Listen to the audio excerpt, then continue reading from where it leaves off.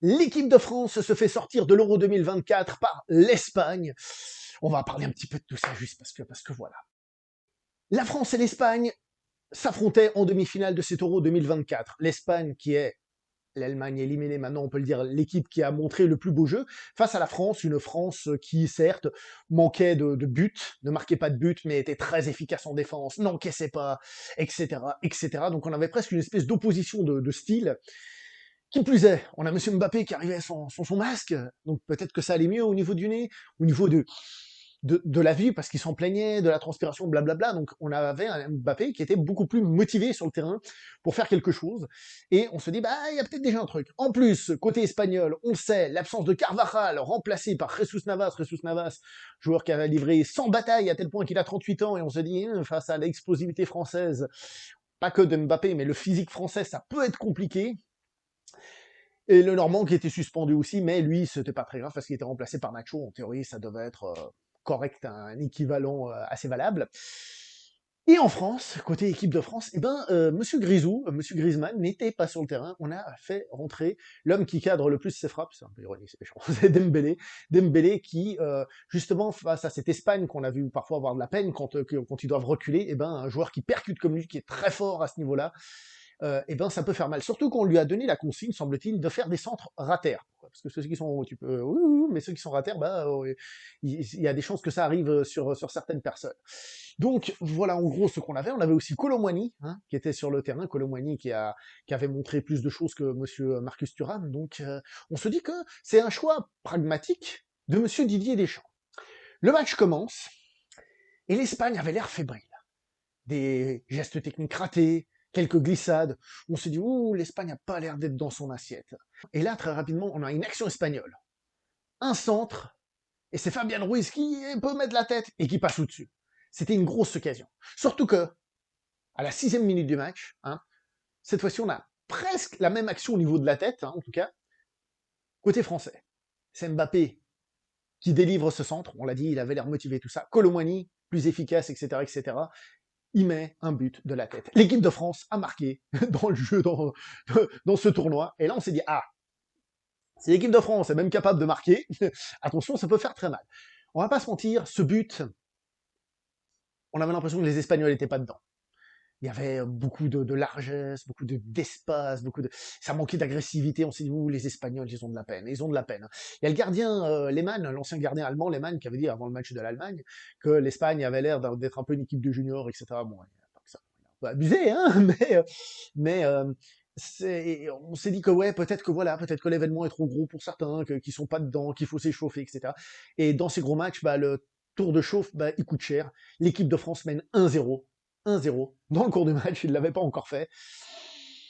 Est-ce que l'Espagne va réussir à se créer des occasions? Et ça, c'est la question. Alors, on a eu cette opposition globalement pendant tout le match de cette Espagne qui touche merveilleusement bien. Mais c'est quand je dis toucher, c'est pas juste les passes d'un joueur à l'autre. Ce contrôle de balle, je m'oriente, je remets. Franchement, c'est un vrai délice à regarder. Et la France est restée dans son rôle. Elle n'est pas sortie de son rôle. Elle est restée dans son rôle. Et il a fallu pour l'Espagne un exploit individuel. Lamine Yamal devient officiellement le joueur le plus jeune de l'histoire à marquer dans un Euro. Le précédent, c'était un Suisse, il avait 18 ans, lui il en a 16. Il en a 16. C'est dire combien en moins. Et ce qui est magnifique avec ce but, c'est bon, évidemment, l'exécution, tout ce qui va avec, mais c'est que si on regarde, c'est vraiment un exploit individuel. C'est-à-dire que l'équipe de France ne s'était pas encore euh, pris, enfin, je veux dire, c'est pas un but qu'on se dit que l'Espagne, avec ses touches et tout ça, on déstabilisait la défense. Non, non, il avait encore les deux lignes de défense devant lui, le mec, il va à l'intérieur, bon, il enrhume Rabiot, hein, donc il ne fait pas tomber par terre, mais je veux dire, il le gère bien, et il met une frappe, bam, qui touche le poteau et qui rentre. Maignan pouvait rien faire. Je veux dire, t'as l'impression qu'à 1 millimètre encore plus sorti, le ballon, il touche le poteau, il ressort. C'était la frappe parfaite au moment parfait. Et ça, du coup, ça permet aux Espagnols de se réveiller et de se remettre dans le match après ce début un petit peu pas très bon. Alors, je sais plus exactement quand est-ce que ça a eu lieu, mais il faut pas oublier aussi que très rapidement, Jesus Navas a eu un carton jaune. Le monsieur de 38 ans, qui pour le moment jouait pas, c'est pas Carvajal, il a un carton jaune, ça peut faire mal, et on verra ce que ça va donner. L'Espagne continue son petit jeu, hein, même si la France se crée des occasions, hein, surtout des centres, on va pas se mentir, surtout des centres. Dembélé, on peut ne pas l'aimer, mais le monsieur, il a quand même, il a percuté quand même, hein, il a fait peur, hein, il a fallu qu'il y ait non seulement Cucurella qui soit sur lui, mais aussi Nico Williams pour essayer de déranger un peu. Alors évidemment, c'est Dembélé, hein, il tire au-dessus, etc., etc., mais malgré tout, il reste quand même dangereux, des fois des centres trop au deuxième poteau où il y avait personne, mais voilà. Et puis, à un moment donné, l'Espagne attaque à nouveau, centre, un joueur espagnol essaie de mettre la tête, ça revient, et là, Dani Olmo, le Dani Olmo que je vous ai dit être très technique, contrôle, ça va dans un sens, et là, il fait un toucher de ballon avec l'extérieur pour éliminer Chouameni. Oh, mamma mia, c'est de l'italien, mais c'est pas grave, et ensuite il tire, et là, donc, si jamais il y a Koundé qui arrive et qui met le ballon au fond, histoire que contre son camp, le célèbre Marc contre son camp participe à ce match, mais cette fois-ci, il a marqué contre son camp, oui. Mais je tiens à préciser que l'UEFA a finalement donné le but à Dani Olmo, et quoi qu'il en soit, les 2 buts espagnols sont des chefs-d'œuvre. Ils sont magnifiques. Ah, franchement, c'est... Waouh. Je pense qu'il n'y a pas grand-chose à critiquer aux joueurs français là-dessus, c'est juste que le mec en face a fait un exploit. Et puis ensuite, le match a continué un peu de la même façon. La France, des fois, avait le ballon, et on sentait qu'ils voulaient mettre un petit peu plus la pression, comme en fin de première mi-temps. Mais globalement, j'ai trouvé très étrange que l'Espagne ait le ballon et puisse toucher pendant 1, 2 minutes, revenir en arrière, et on n'avait pas l'impression que cette équipe de France était capable de dépasser sa fonction, d'aller plus loin, de mettre de l'hargne. Alors bien sûr, je dis pas qu'ils voulaient pas gagner et tout, mais d'un coup on s'est dit, maintenant qu'ils sont menés, c'est là qu'on va voir ce qu'ils donnent, et en effet, ils semblaient incapables de donner plus que ça. Deschamps a fait sortir Dembélé, et ça s'est senti, hein. C'est pour ça que je dis que Dembélé, il a porté quand même, ça s'est senti, parce que Giroud, bon, évidemment, si on lui met un ballon, un centre et tout, bah oui, il est dangereux, mais pour ça, il faut les mettre, et il n'y a pas grand-chose qui a été mis. L'Espagne a encore une fois, pour moi, péché, a fait un péché d'orgueil, ils avaient le ballon, ils touchaient, puis à un moment donné, il y en a un, il essaie de mettre une passe longue, pour essayer de mettre la pression à l'équipe de France, mais une passe longue très difficile, et ça donne une récupération pour la France, qui du coup se crée une occasion, enfin en tout cas le ballon pour se créer une occasion. J'ai trouvé encore une fois l'Espagne très naïve à ce niveau-là, alors que la France ne mettait pas spécialement de pression. Ils avaient de quoi les annuler. Les Français, l'équipe de France avait l'air d'être apathique. À un moment donné, M. Mbappé prend la balle, il part, il dribble, il tire, il la met au-dessus.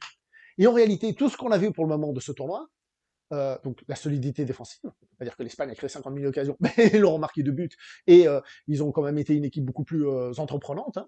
Euh, et, euh, et cette incapacité à marquer, même s'ils ont réussi à marquer un but, ouais, c'est presque un peu contradictoire, hein, ce match à ce niveau-là. Et je trouve que les fans de l'équipe de France, les Français, on peut être déçus. On peut être déçus parce que la France n'a pas montré un caractère supplémentaire, n'a pas montré de la hargne. Ils ont montré qu'ils étaient voilà, très stables, très tactiques, tout ce que tu veux, mais ils n'ont pas montré de la hargne. Et l'Espagne, avec de la tactique, de la technique surtout, eh ben, ils ont remporté ce match, à mes yeux, très largement mérité. Très largement mérité. Jesus Navas, je vous ai parlé du carton jaune, il a été sorti très rapidement, hein, pour justement éviter tout ça.